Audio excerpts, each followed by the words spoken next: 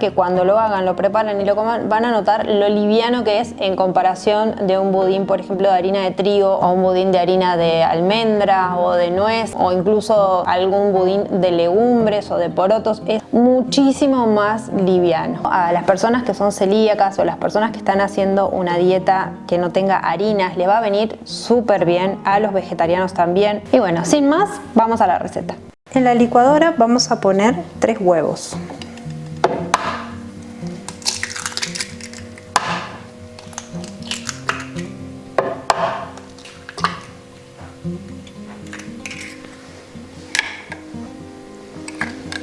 Vamos a agregar una cucharada sopera de aceite de coco, un chorro de vainilla grande y vamos a usar 2 zanahorias medianas o 1,5. Esta zanahoria yo ya la lavé, la voy a usar con la cáscara.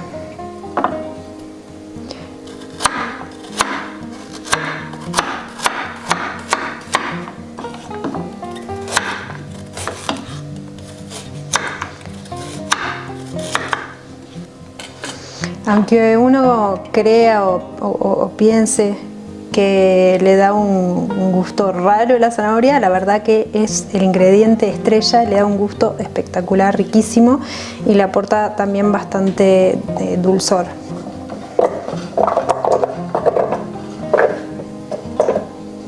Y acá mismo le vamos a poner ya una cucharada de polvo de hornear. Esto lo vamos a llevar a la licuadora a máxima potencia.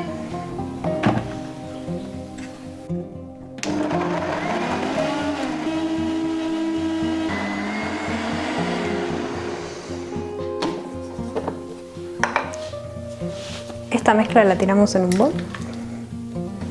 Van a ver que queda bien líquida y le vamos a agregar el azúcar. Le agregamos una taza de azúcar, puede ser azúcar orgánica, puede ser azúcar mascabo, puede ser azúcar de coco si no quieren utilizar por ejemplo azúcar. Son unos 200 gramos.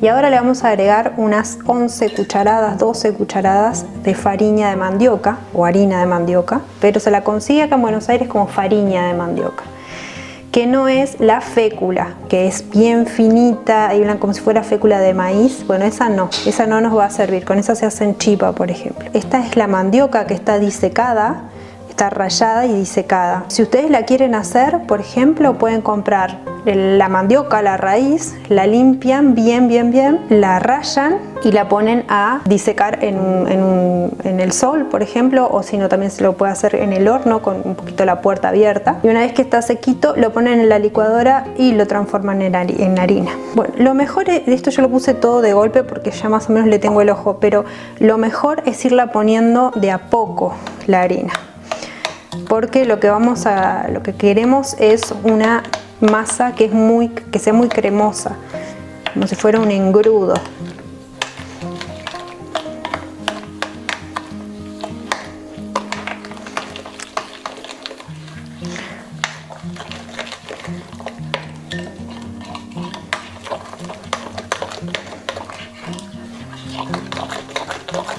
Bueno, ven, se va haciendo como un engrudo.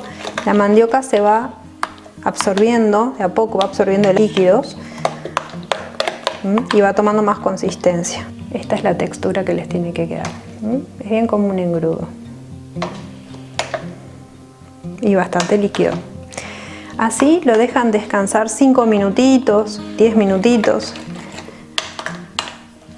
ya sea en el bol o en el molde. Yo ya lo voy a pasar en el molde y ahí lo dejo descansar 5 o 10 minutos, que es para que se hidrate bien la mandioca. Luego lo vamos a poner en un molde. El mío está viejito, pero sirve. Si es de silicona no hace falta ponerle nada, y si es de metal, de algún metal, pónganle ese papel de manteca o papel de panadería para que no se les pegue.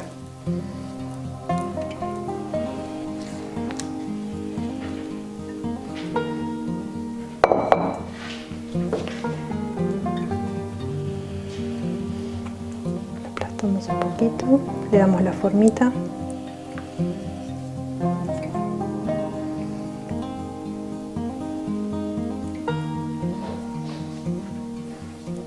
Muy bien. Como les decía, lo dejamos reposar 5 o 10 minutos y lo mandamos al horno.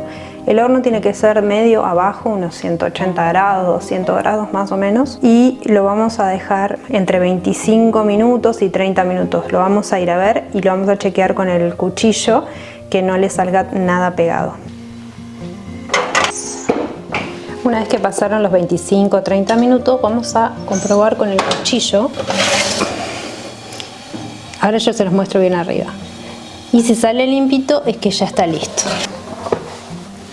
Lo que hacemos en el horno es pincharlo así y ver si sale limpio el cuchillo, si no le queda como masa pegada. Esperamos un poquito que enfríe para desmoldarlo del molde de la silicona y luego lo ponemos a enfriar y una vez frío recién ahí lo cortamos. Así no... Bueno, ya se enfrió, así que lo voy a desmoldar. Queda impecable.